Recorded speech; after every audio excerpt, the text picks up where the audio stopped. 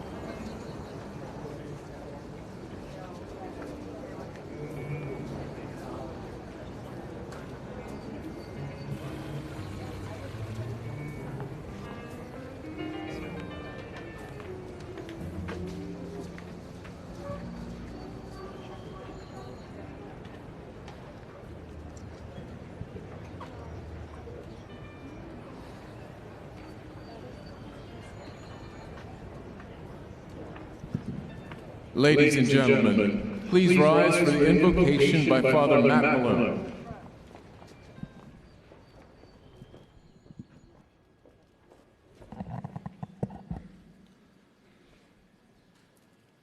Let us pray.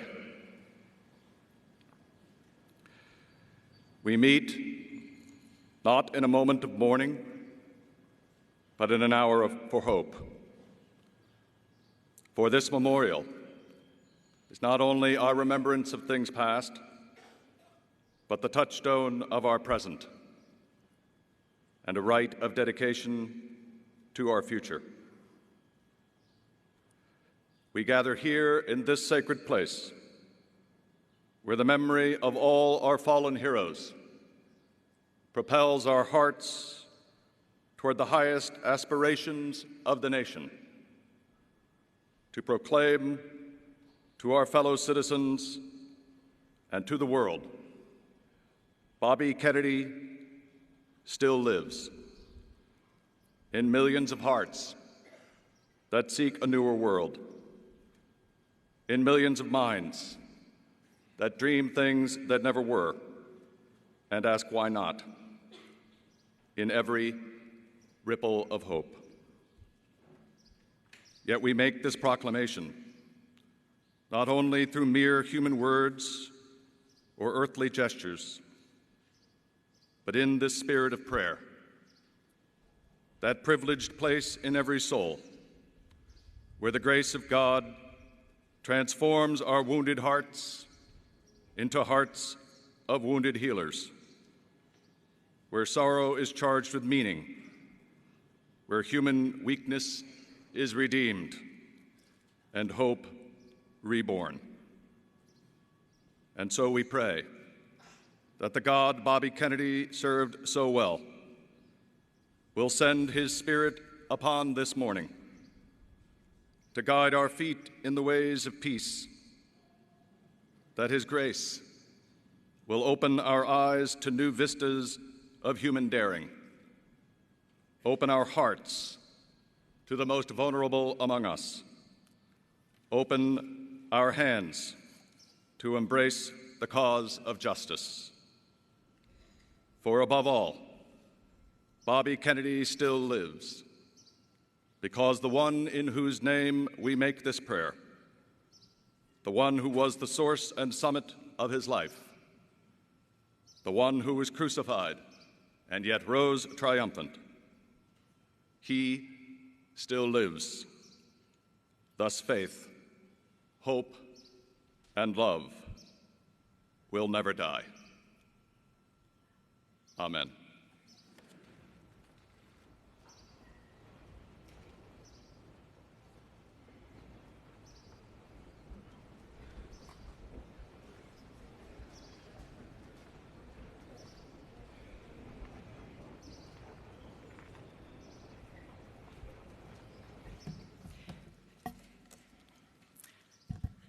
On behalf of my mother, Ethel Kennedy, and our very large family, I want to thank the staff at Arlington Cemetery for being so kind and accommodating and flexible.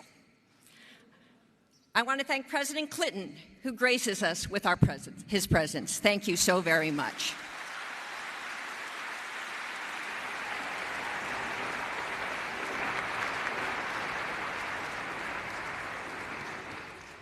My family and I also thank those who devoted their time and talent to making this service possible, and to each of you for sharing in this commemoration. It is tough to lose a parent. It was very painful to lose my father. And yet a half a century later, each of you have come here, many traveling from as far away as Italy, Ireland, and Australia. You share our deep sense of loss and our happy memories. Your presence is deeply moving and a tribute to the love that my father inspired. Thank you for remembering. There is much to recall. His room was next to mine. Every morning, he listened to Shakespeare while doing push-ups. I woke to grunts and Shakespeare. In fact, he was so good at Shakespeare that he challenged Richard Burton to a Shakespeare reciting contest. And of course, my father won. One of his favorite plays was Henry V. This is the story of a king who enjoyed a dissolute youth, but once crowned, led the English against a much larger force at the Battle of Agincourt on St. Crispin's Day. The night before the battle, the English are ragged, disheartened, and thinking themselves doomed to defeat. King Harry encourages the troops. He says, "And Crispian, Crispian, shall ne'er go by from this day to the ending of the world, but we in it shall be remembered. We few, we happy few, we band of brothers. For he today that sheds his blood with me shall be my brother. Be ne'er so vile, this day shall gentle his condition. And gentlemen in England now abed shall think themselves accursed they were not here, and hold their manhoods cheap, while any speaks that fought with us upon St. Crispin's Day." After President Kennedy died, our father often recited the St. Crispin's Day speech among his friends and with us children as we walked the grounds of Hickory Hill or in the woods nearby. As he recited this, he was thinking of the 1,000 days of the Kennedy administration, what had been accomplished, and the people with whom he had served. Today, as we come together, we are carrying on that legacy: devotion to justice, dedication to freedom, love for our fellow women and men. Though these are worthy goals, they are not easily achieved. There is always a fight, not just on St. Crispin's Day, but each hour, each day. The odds are often long. What the play inspires is that each one of us can do what our father so admired about Harry. Harry thawed cold fear. He provided hope, encouragement, a belief that what we do is urgent and noble. Harry sees his soldiers not as troops to command, but as brothers, friends, and countrymen. I would add sisters. The point remains: difficulties do not stymie us. We are happy knowing that as we seek a newer world, we are bound to one another. We can make our own pledge to be a touch of Harry in the night. With courage, we can gentle our condition as we pursue a feeling of justice and compassion for those who suffer in our country and around the world. Thank you for lightening our burden and lifting our hearts.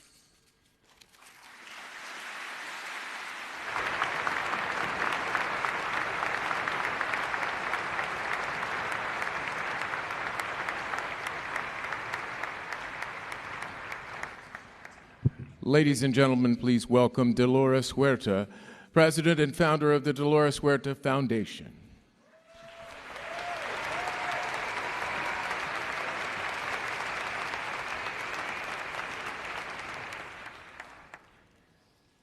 We must recognize the full human equality of all of our people before God, before the law, and in the councils of government. We must do this not because it is economically advantageous, although it is, not because the laws of God command it, although they do, not because people in other lands wish it so. We must do it for the simple and fundamental reason that it is the right thing to do. University of Cape Town, June the 6th, 1966.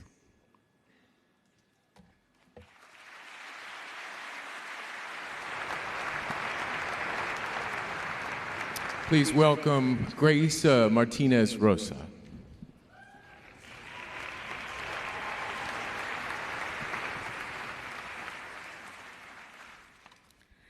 All of us, from the wealthiest to the young children that I have seen in this country, bloated by starvation, we all share one precious possession, and that is the name American.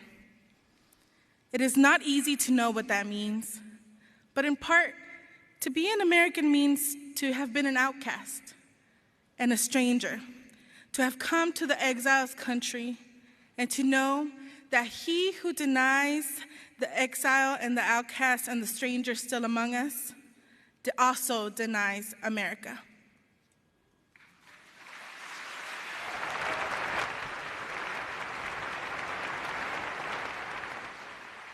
Please welcome the former Prime Minister of Italy, the Honorable Matteo Renzi.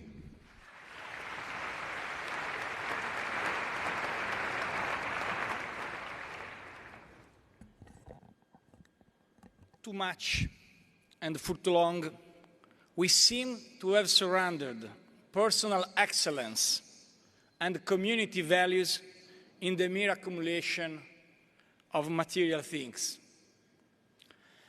That gross national product counts air pollution and cigarette advertising, and ambulances to clear our highways of carnage. It counts special locks for our doors and the jails for the people who break them.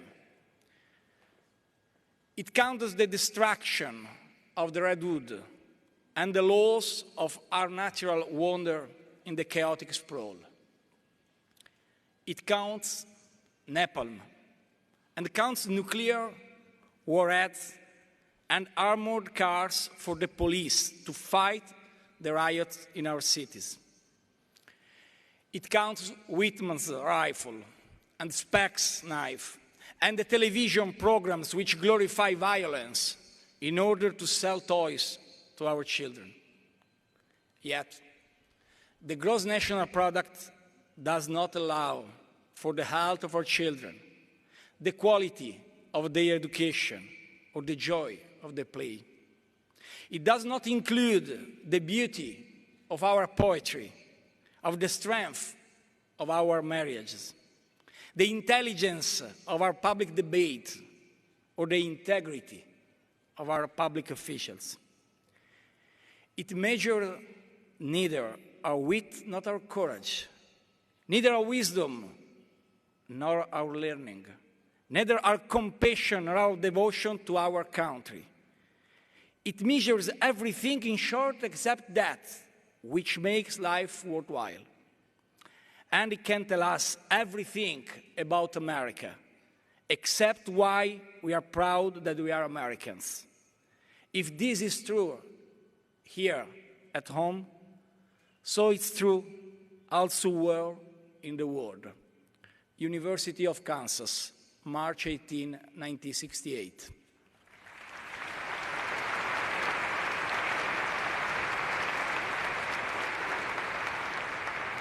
Our next speaker, Peter Edelman, served as an aide to Robert F. Kennedy from 1964 to 1968 and is currently a professor of law at the Georgetown Law Center.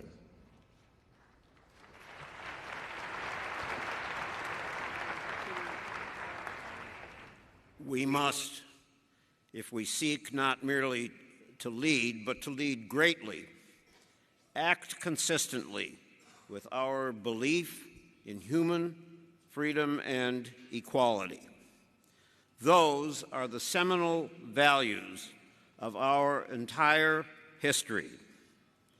There should be no doubt that we stand in Africa or Asia or Latin America and in the United States itself on the side of equality, and increasing freedom, never yielding that position to the demands of temporary expediency or short-run realism. For if we allow immediate considerations, one by one, to chip away proclaimed ideals and values, then we soon stand for nothing at all except ourselves. Columbus Day dinner, New York City, October 11th, 1966.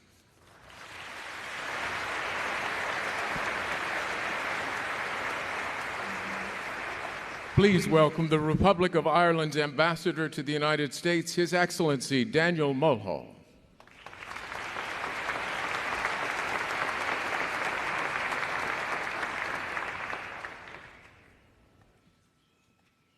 The whole human experiment will fail unless it can find unity and mediate its disputes, unless it can follow the paths of economic growth and cooperation, unless, above all, it can realize the equality and brotherhood of man. These are not cliches for anybody.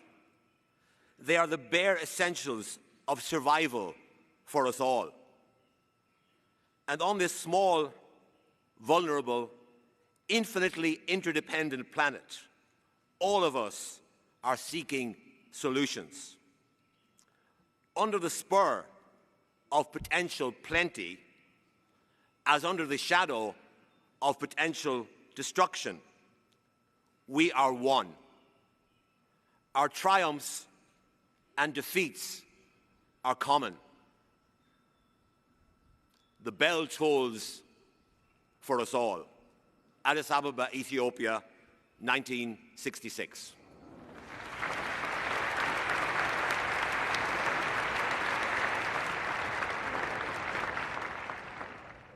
Please welcome the Executive Director of the Color of Change, Rashad Robinson.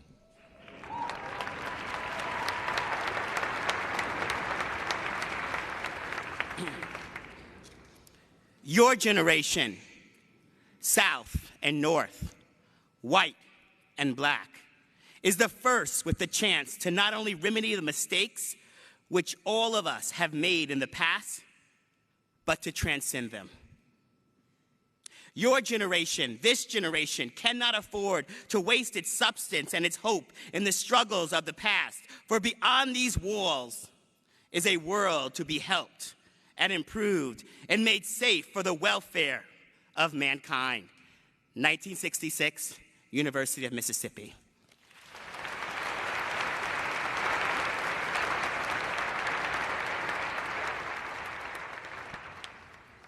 Our next speaker served as the Secretary of the Navy from 2009 to 2017. Please welcome former Secretary of the Navy, Ray Mabus.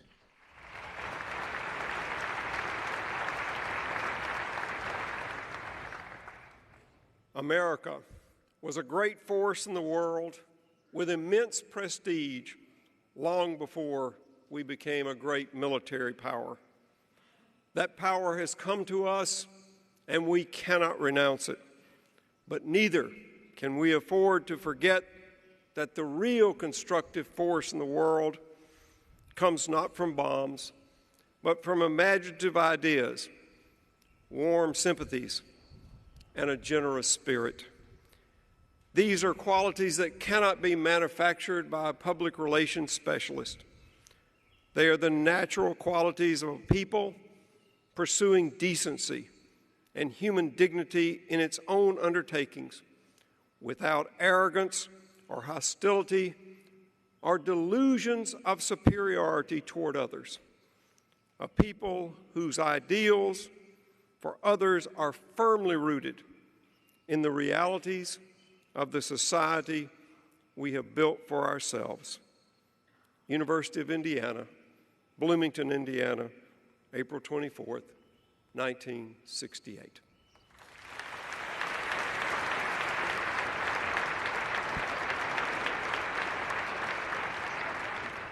Please welcome the internationally acclaimed Irish tenor, Mark Forrest.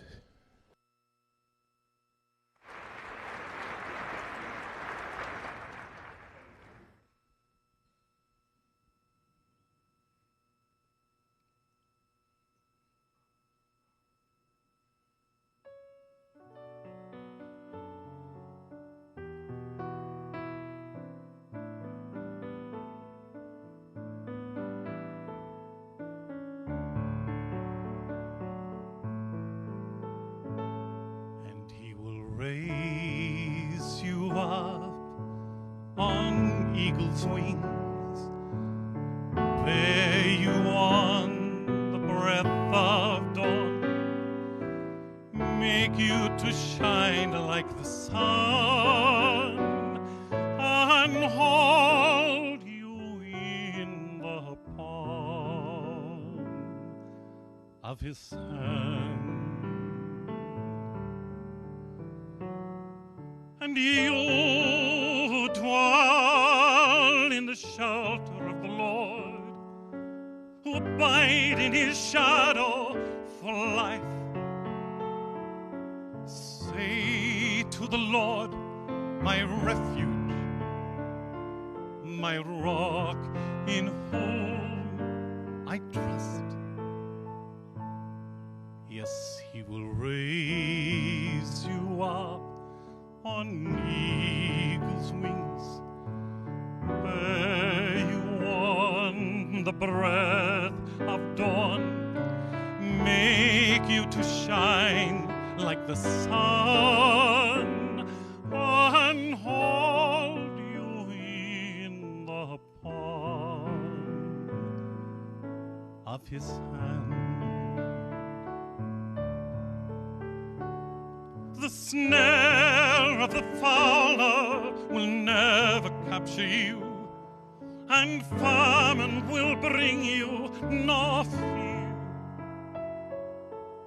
Under his wing your refuge, his faithfulness your shield.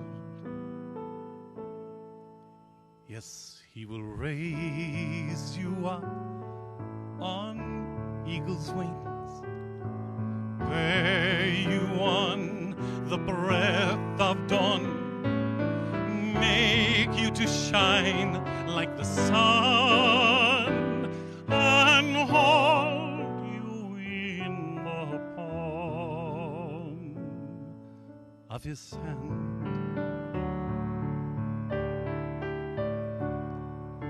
You need not fear the terrors of the night, nor the arrow that flies by day. Though thousands fall about you, near you it shall not come. And he will raise you up on eagle's wings, and bear you on the breath of dawn, make you to shine like the sun, and hold you in the palm of his hand. And for to his angels he's given a command to guard you in all of your ways. Upon their hands he will bear you up, lest you dash your foot against a stone.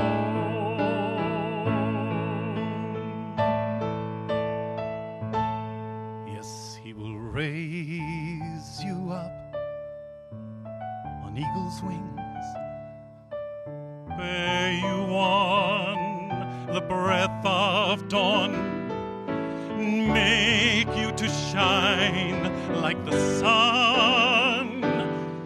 He will hold you in the palm of his hand.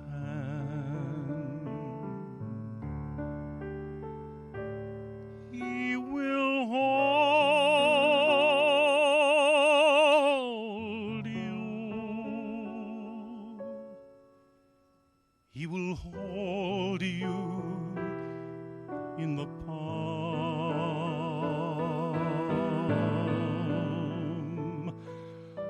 of his hand.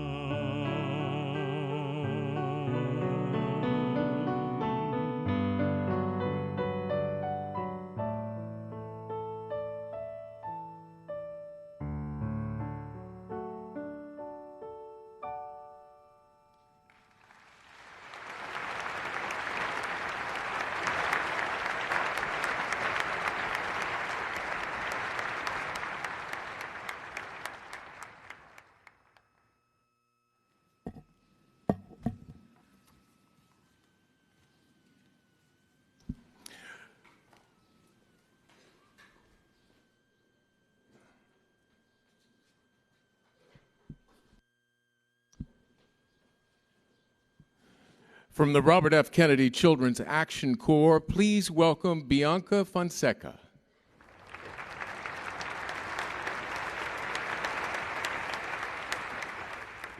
Idealism, high aspirations, and deep convictions are not compatible with the most practical and efficient of programs, that there is no basic inconsistency between ideals and realistic possibilities, no separation between the deepest desires of heart and of mind and of the rational application of human effort to human problems.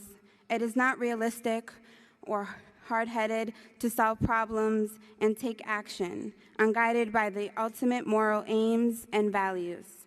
In my judgment, it is thoughtless folly, for it ignores the realities of human faith and of passion and of belief, forces ultimately more powerful than all the calculations of our economics or of our generals.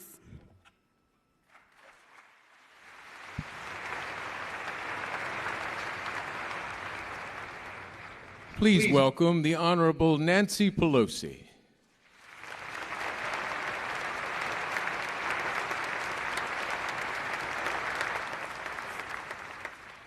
I come to ask you to help in the task of national reconciliation, to place your energies and your time and your strength in the first work of America, the building of a nation united not on every issue, but in the enduring faith that we are to be free, that we are to have the chance for a decent life, that the natural condition of humanity is not degradation, but dignity. This is the faith that binds us together as Americans. It is this faith that shaped this nation. It is this faith that shall preserve us. From it, we will find the best within ourselves and the best within our fellow citizens. And we shall win, at the end of our labors, a new America. Tuscaloosa, March 21st, 1968.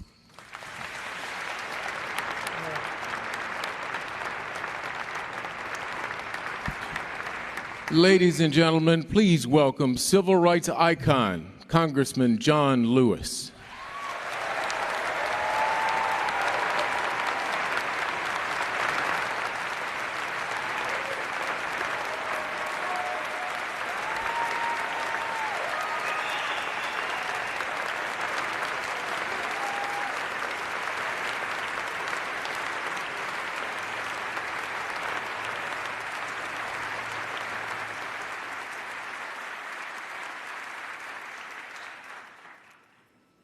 And even in our sleep, pain that cannot forget falls drop by drop upon the heart until, in our own despair, against our will comes wisdom through the awful grace of God. What we need in the United States is not division. What we need in the United States is not hatred, but love and wisdom and compassion toward one another. and a feeling of justice toward those who still suffer within our country, whether they be white or whether they be black. Let us dedicate ourselves to what the Greeks wrote so many years ago: to tame the savanness of man and make gentle the life of this world. In Indianapolis, 1968,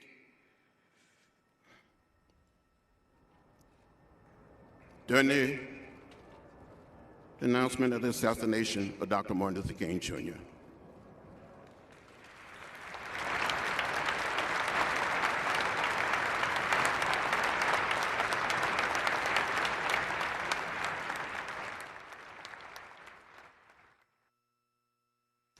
From the American Federation of Teachers, please welcome Randy Weingarten.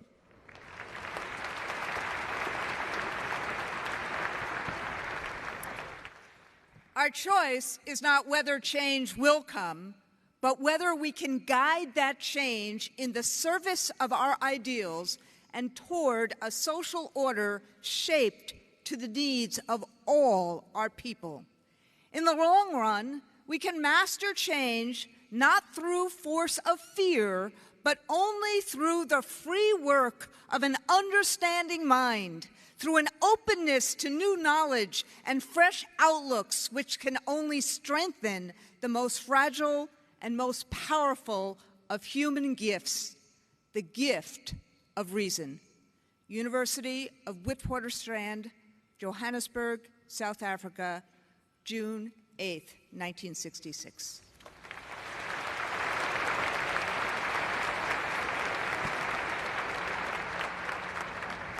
Ladies and gentlemen, please welcome our next speaker, Emma Gonzales, representing the student movement March for Our Lives, 2018 recipients of the RFK Human Rights Award.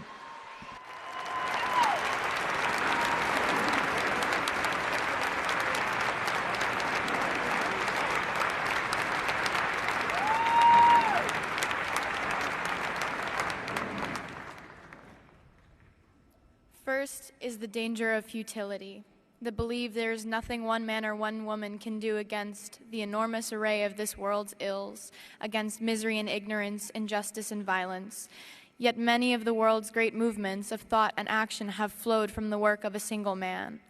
A young monk began the Protestant Reformation, a young general extended an empire from Macedonia to the borders of the earth, and a young woman reclaimed the territory of France.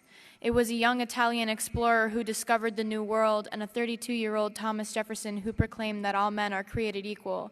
"Give me a place to stand," said Archimedes, "and I will move the world." These men moved the world, and so can we all. University of Cape Town, South Africa, June 6, 1966.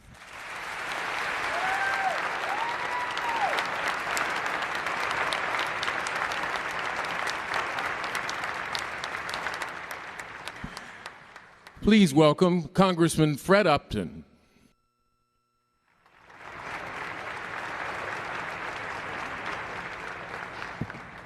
UC Berkeley, October 22nd, 1966. The future does not belong to those that are content with today, apathetic toward common problems and their fellow man alike, timid and fearful in the face of new ideas and bold projects. Rather, it will belong to those who can blend passion, reason, and courage in a personal commitment to the ideology and great enterprises of American society. It will belong to those who see that wisdom can only emerge from the clash of contending views, the passionate expression of deep and hostile beliefs. Plato said, "A life without criticism is not worth living." This is the seminal spirit of American democracy. It is the spirit which can be found among many of you. It is this which is the hope of our nation.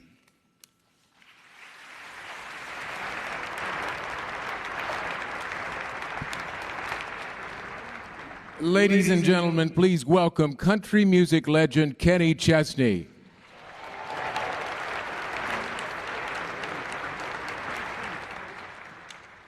Thank you. This song was written by Woody Guthrie.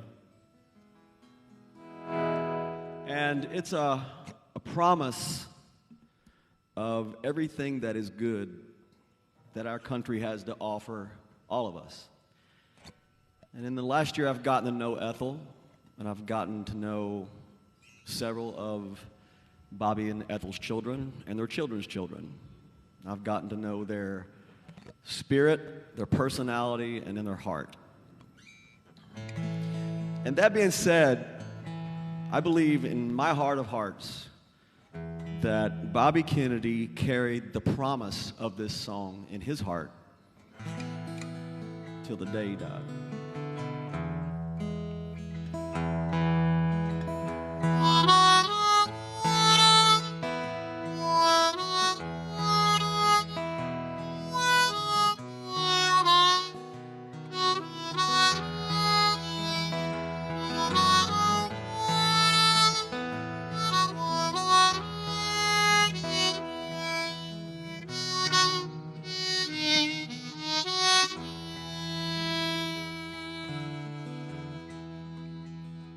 Well, I was riding that ribbon of highway.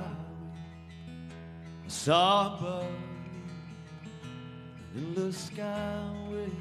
I saw below me a golden valley. This land's made for you and me. I've roamed and rambled, followed my footsteps to the sparkling sands of the diamond desert. And all around me, a voice was sounding. This land's made for you and me. This land is your land. This land is mine. From California to the New York Island, from the redwood forest to the Gulf Stream water. This land's made for you and me.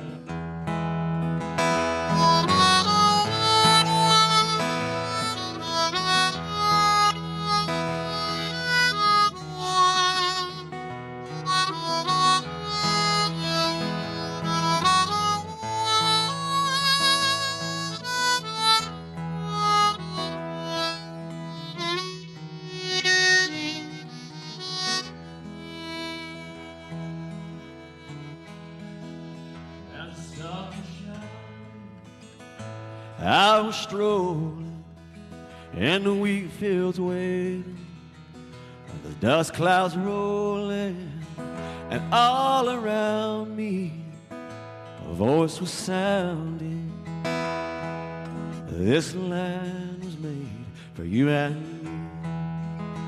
This land is your land. This land is my land.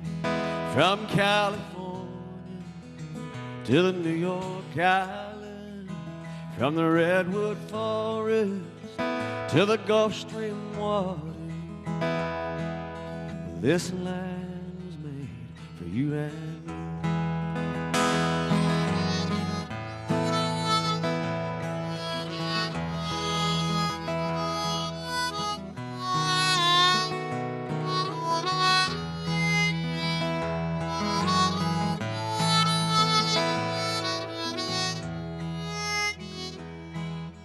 This land was made for you and me.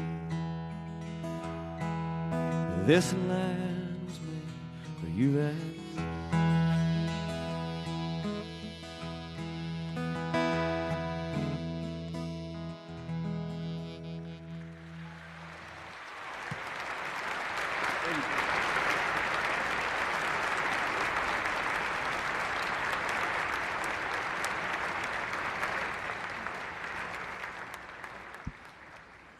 Ladies and gentlemen, please welcome Congressman Joe Kennedy III.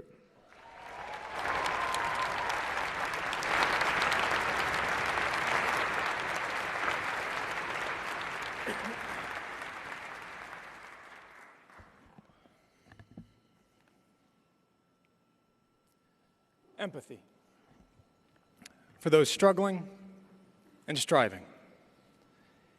Indignation that the wealthiest country on earth would leave children hungry, sick, abandoned, and alone.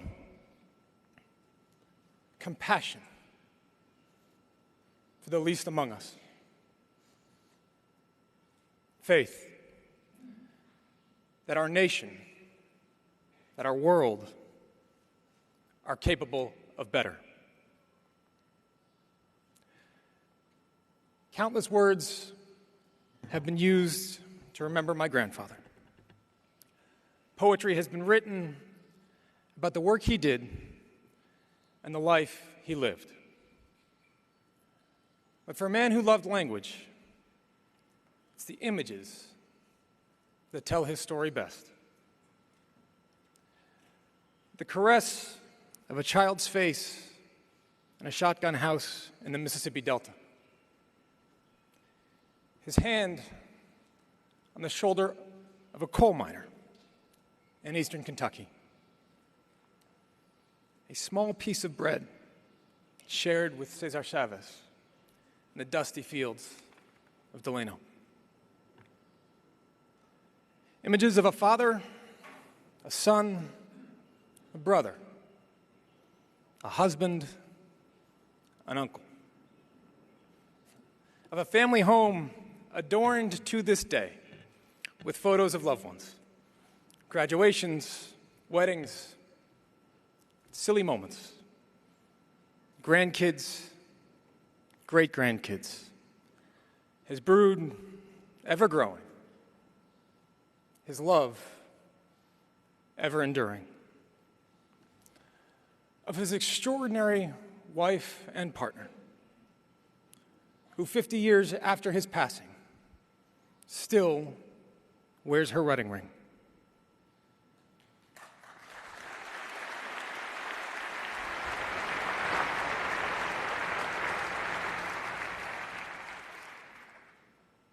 Of a family who strives every day to make him proud. Those images accumulate here today. Of Dolores Huerta, his kindred Chicana spirit. Of John Lewis, a brother and mentor. Of Emma Gonzales and our army of young activists, such fearless stewards of a future my grandfather imagined and summoned us to.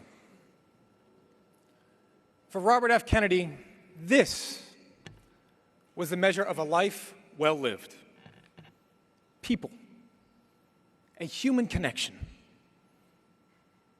the touch, the look, the moment between strangers, friends, where we leave aside expectation and ego and acknowledge each other's worth and wisdom, where we pause and see each other.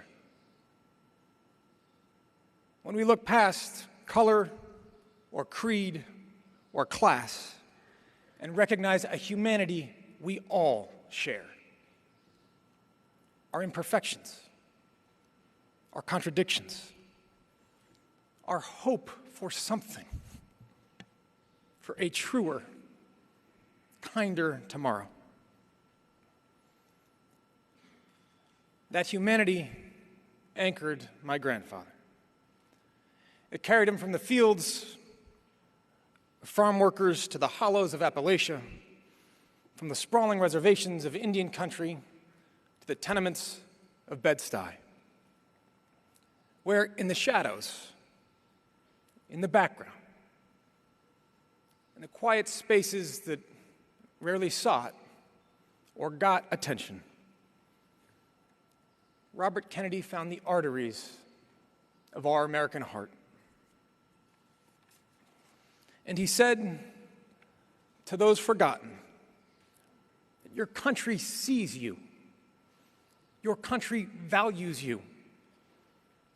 America would not be America without you.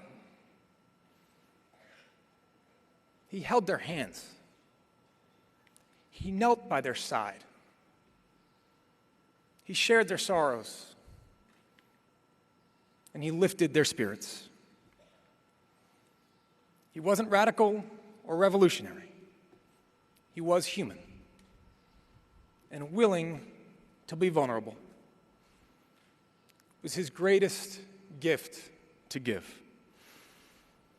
He felt so intensely the suffering of others, and from that pain arose the moral force to relieve it.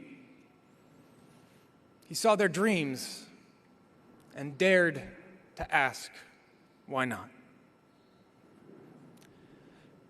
Today, we also remember a father who delighted in the laughter of his children, long walks with his dogs, football with his family, the smile of his wife. We celebrate a leader who saw potential in every child and fought for a government that did the same. We recommit ourselves to his higher calling, the very thing at stake today of a country who accepts you for who you are.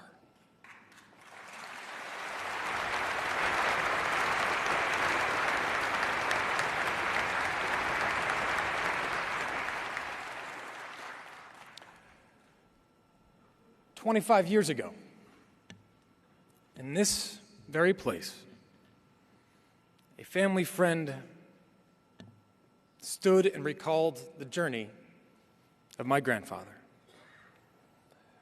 Then, just 6 months into his term, President Bill Clinton eloquently recalled a man who, quote, went places most leaders never visit, listened to people most leaders never hear, and spoke a simple truth most leaders never speak.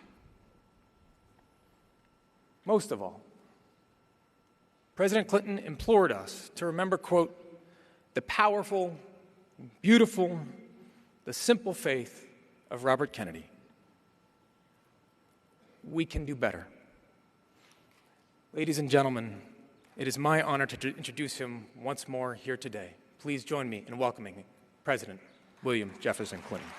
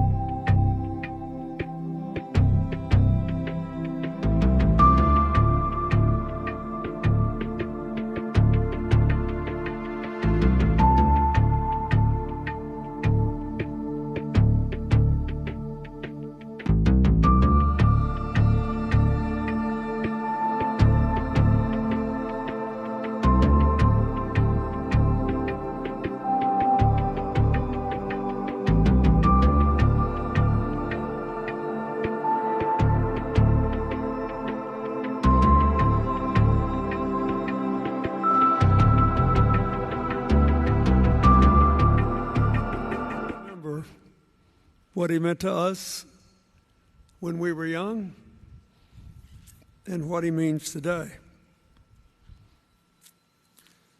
In 1968, after a couple of tumultuous years leading up to it, every day seemed to bring a new piece of bad news. And a deepening division in America. It was my last semester in college here at Georgetown. Somebody said, what did you do at the end of your college career? Well, Martin Luther King got killed on April the 4th. Just a few days before that, President Johnson said he wouldn't run again. The country was so divided over Vietnam, and everybody feared the whole thrust of the civil rights movement could be lost. As John Lewis proved again, the best remarks given after Dr. King was killed, I believe, were embodied in Robert Kennedy's finest speech in Indianapolis. We rocked along through 2 months of turmoil, and then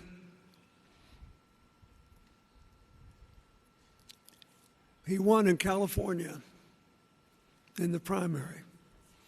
I still remember the vote. Do you?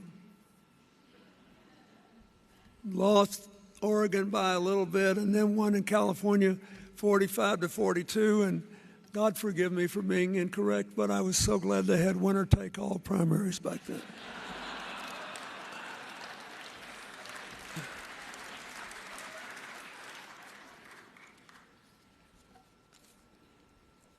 Why am I saying this when we're all being so lofty?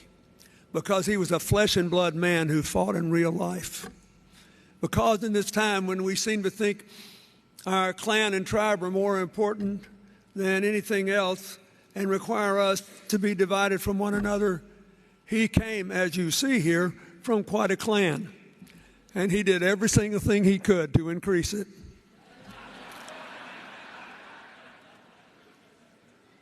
And as you have heard, the Kennedy clan was clearly an Irish tribe.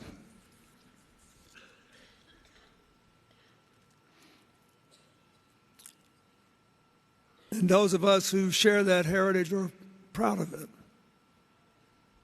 What was the difference?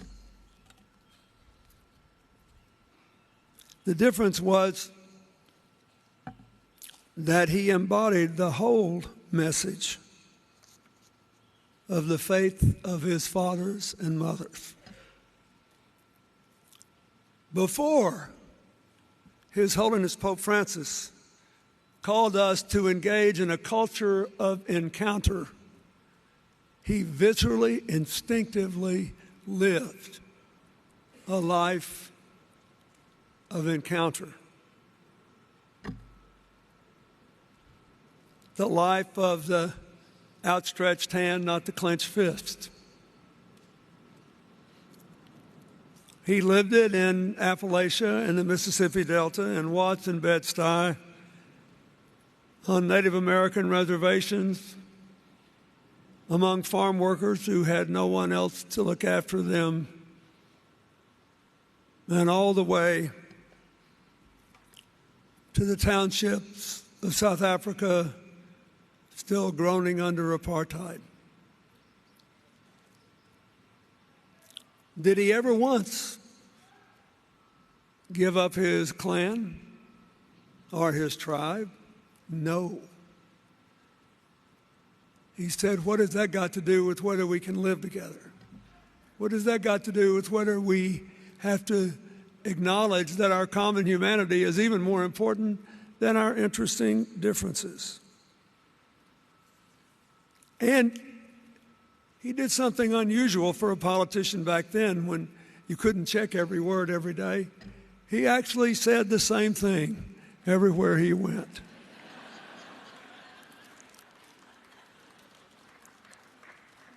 He would go into a working class neighborhood and tell them exactly the same thing.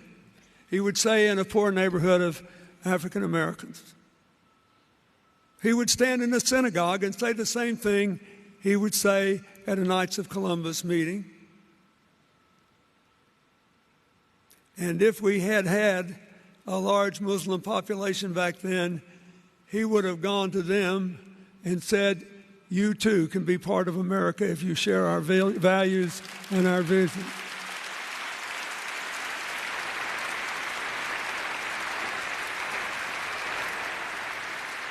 The Native Americans, literally the National Congress of American Indians, 90 tribes,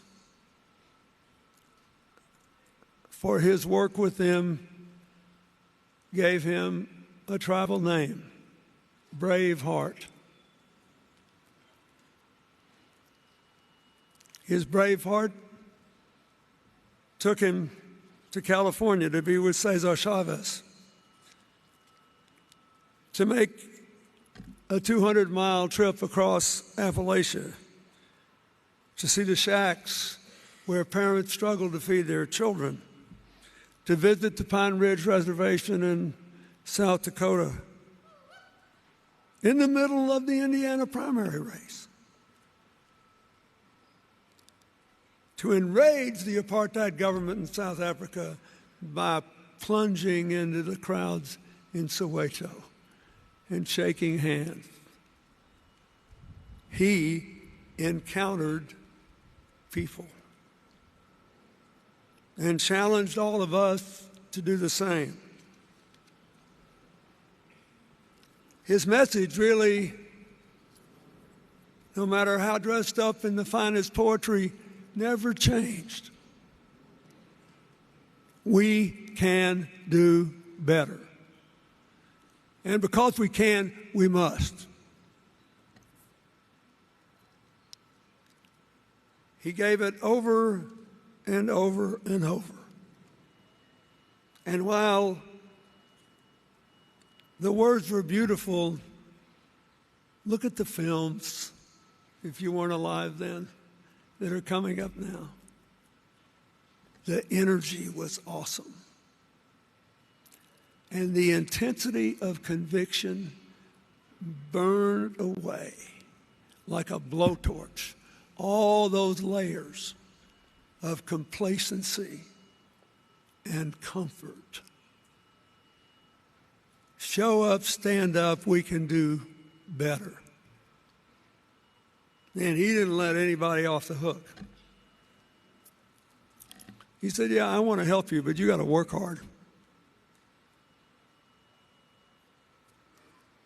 And all you comfortable middle-class people, you don't have a lot of money to give away. You need to do something to serve your community and work your community. And all of you people who are rich like me, we don't need this much. You need to give more so we can grow together and prosper together. And, oh, by the way, we'll all be better off. But you should do it, as you heard, because it's the right thing to do. There's something for everybody to do.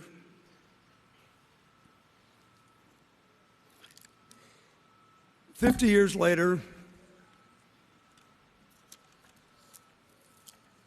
he would say, I'm 92 now, and you have to listen to me from a distance. I still try to speak to the young. We stood up for Emma. You know why I love that? Because she and her generation are the first people who have made sensible, sane gun safety laws a voting issue in this country. And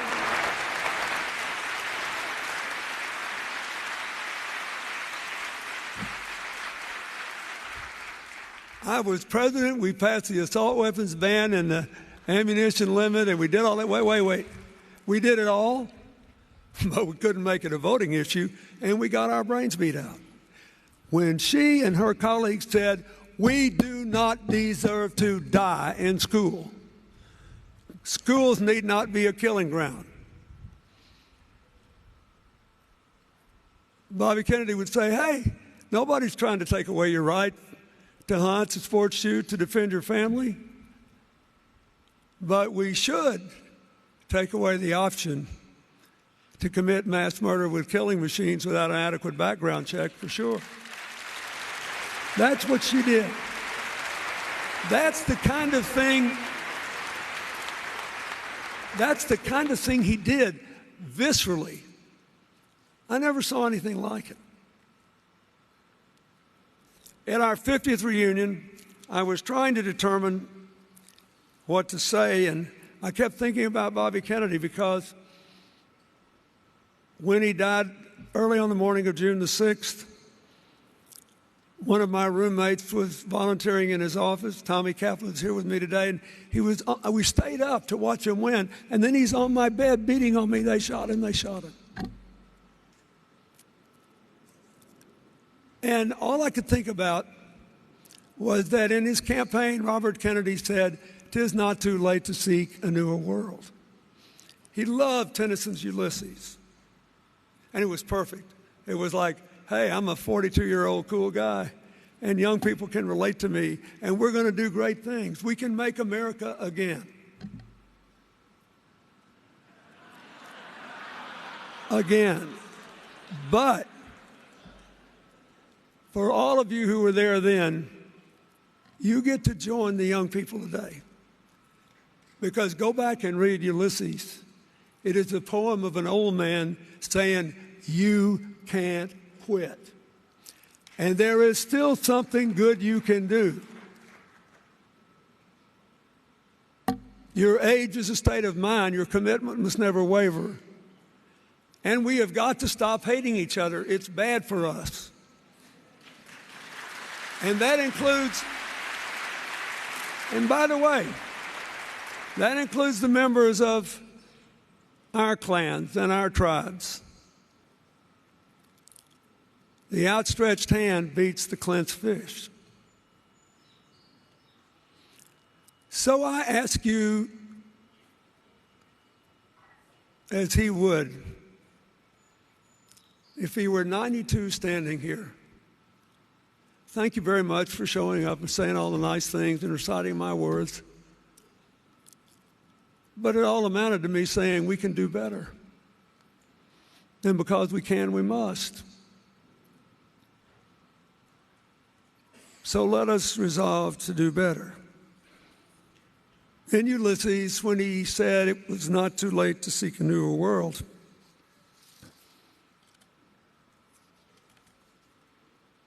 Ulysses is calling his old gang together and say, what do you say we get on the ship one more time and sail beyond the western scars until we died? Just one more time. We can still do it. Some work of noble note may yet be done. Though we are not now that strength which in old days moved earth and heaven, that which we are, made weak by time and fate, but strong in will. Here's Robert Kennedy in a line: to strive, to seek, to find, and not to yield. We thank him after 50 years because we can still feel the energy in the parades reaching across the convertible tops, in the shacks of Appalachia, in the depths of Watts, and yes, all the way to Soweto. We can do it all over again. But we have to do it the way he did, speaking to everybody, saying the same thing to everybody, with a heart full of love and an outstretched hand.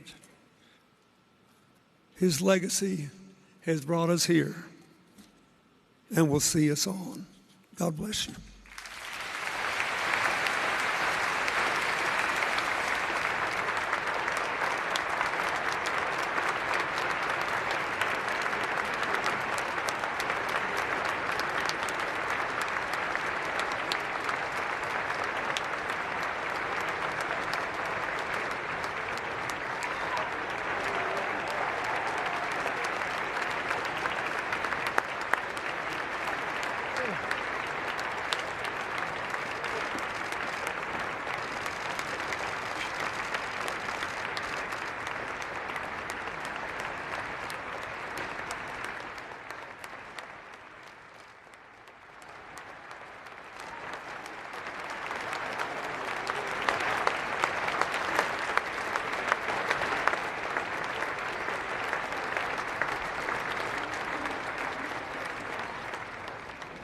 Representing the RFK Fellows, please welcome B.J. Stiles.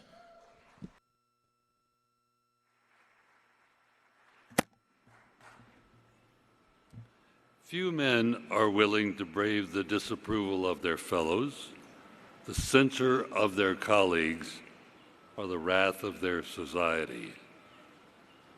Moral courage is a rarer commodity than bravery in battle or great intelligence. And yet it is the one essential vital quality for those who seek to change the world, which yields most painfully to change. Aristotle tells us at the Olympic Games it is not the finest or the strongest men who are crowned, but those who enter the list. So too, in the life of the honorable and the good, it is they who act rightly who win the prize. I believe that in this generation, those with courage to enter the conflict will find themselves with companions in every corner of the world. The Day of Affirmation Address, University of Cape Town, June 6, 1966.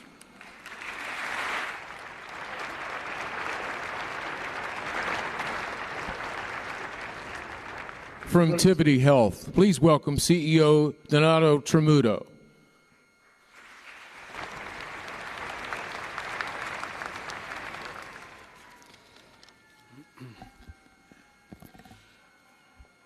Through the history of the world, the boundaries of great empires have faded and dissolved their cities. Their cities have fallen into decay and their wealth scattered. What remains is what they accomplish of enduring value and what they stood for. What remains is the contribution they made to the unity and knowledge and understanding of man. What remains is what they added to the hopes and the well-being of human civilization and to its capacity for future progress. None of us here, as individuals, seek success or wealth purely for its own sake. We all hope to make a larger contribution to our families, our occupation, our profession, our community, and our country. This must be true also for America as a nation if we wish to take that luminous and lasting place in history which is now within our own grasp. The goals of American foreign policy, Columbus Day dinner, New York City, October 11th, 1966.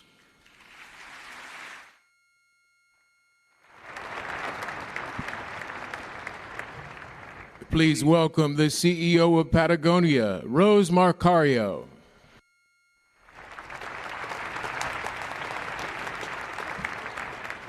We live today in an era of challenge. This is a time of uncertainty and peril. It's also a time of great opportunity. The decisions we make as a people, as a government during the next few years will affect the planet for generations to come. I come to ask you not only for your understanding of these challenges, but for your active partnership in efforts to meet them. For the government is your government. It requires your ideas, your collaboration, your criticism, and your support if it's to meet its responsibilities. All of us are most concerned about what type of America we want to pass on to our children. Every generation inherits a world it never made, and as it does so, it automatically becomes the trustee of that world for those who come after. In due course, each generation makes its own accounting to its children. Columbia, South Carolina, 1963.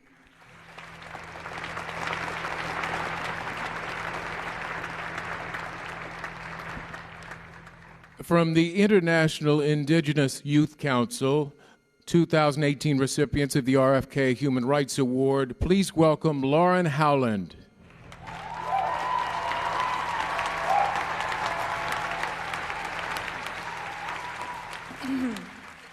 My name is Lauren Howland. I come from the Hickory Apache Reservation in Dulce, New Mexico, the Dene Nation in New Mexico, and the San Carlos Apache Nation of Arizona. I am part of the International Indigenous Youth Council.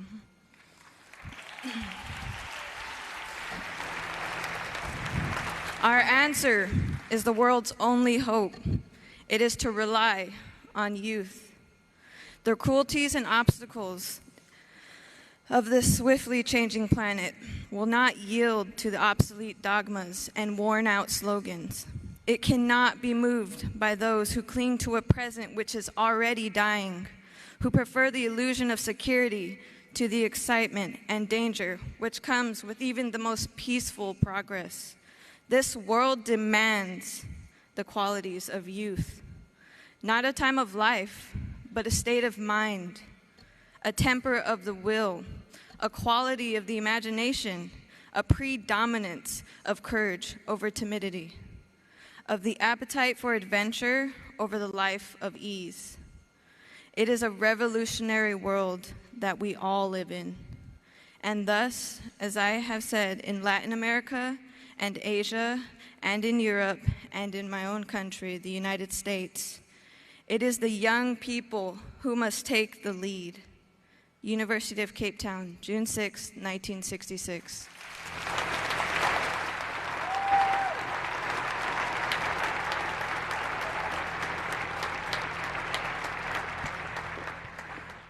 Ladies and gentlemen, please welcome Senator Edward Markey.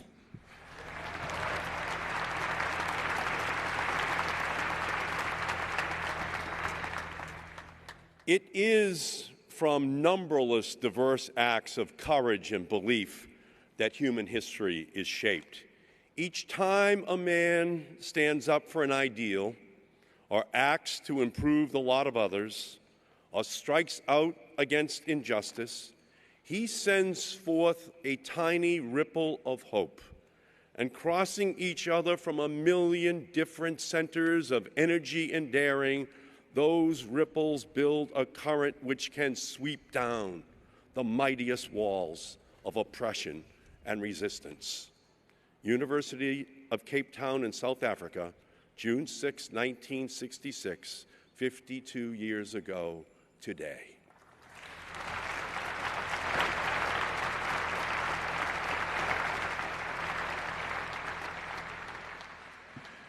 Please welcome back to the stage the Choral Arts Society of Washington.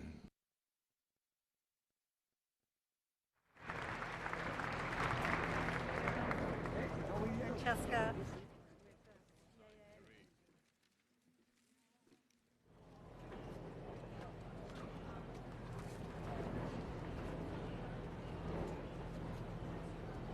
Sir, can you move?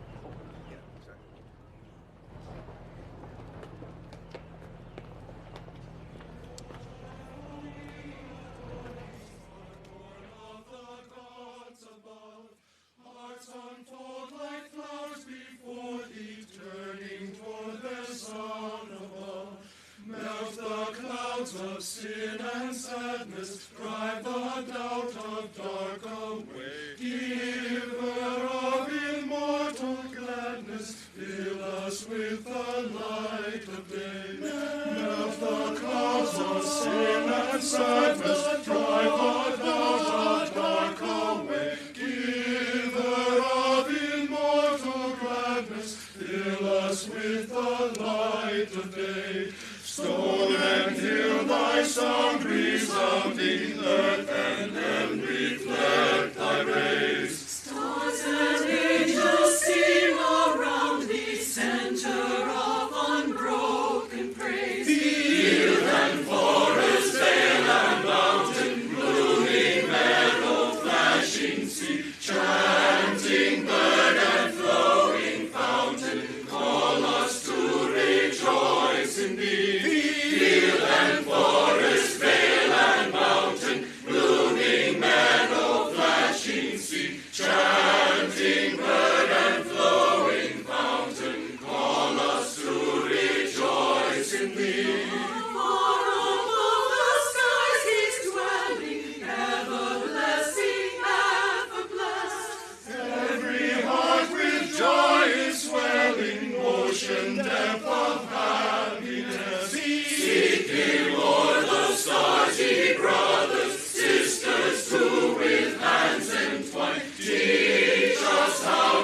love each other, lift us to the joy divine. Seek Him o'er the stars, ye brothers, sisters too, with hands entwined. Teach us how to love each other, lift us to the joy divine.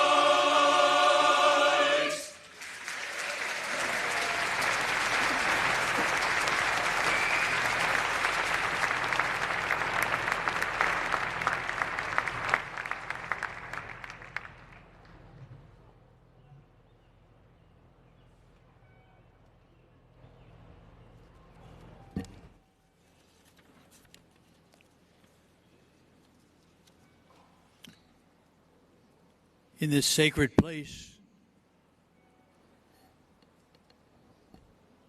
with these special memories of someone very special to us all, we are indeed in the presence of God. So we pray. Good and gracious God, we thank you for the vision, the compassion, the commitment to justice that brings us together to commemorate one who challenges us to our very best, Robert Francis Kennedy. We share in the magnanimity of his vision, the inspiration of his words, and the generosity of his actions.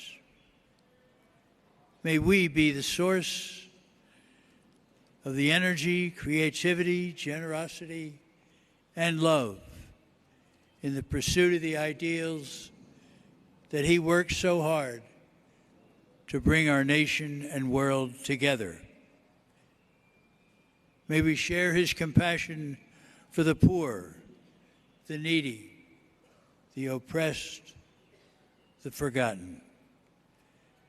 May we share his ability to bring women and men together, breaking down barriers that divide us and build instead what unites us. May we work to heal those who are wounded, to bring hope to the hopeless, and to live our dreams for a better nation and a better world.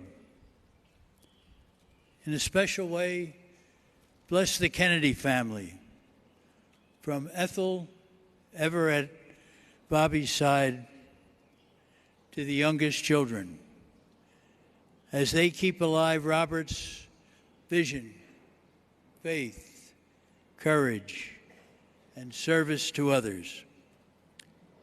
As we go forth from here, bless us all with the power to unite and to stir hope in our time. We ask all of this in confidence that you are with us, making possible what we cannot do ourselves. Amen.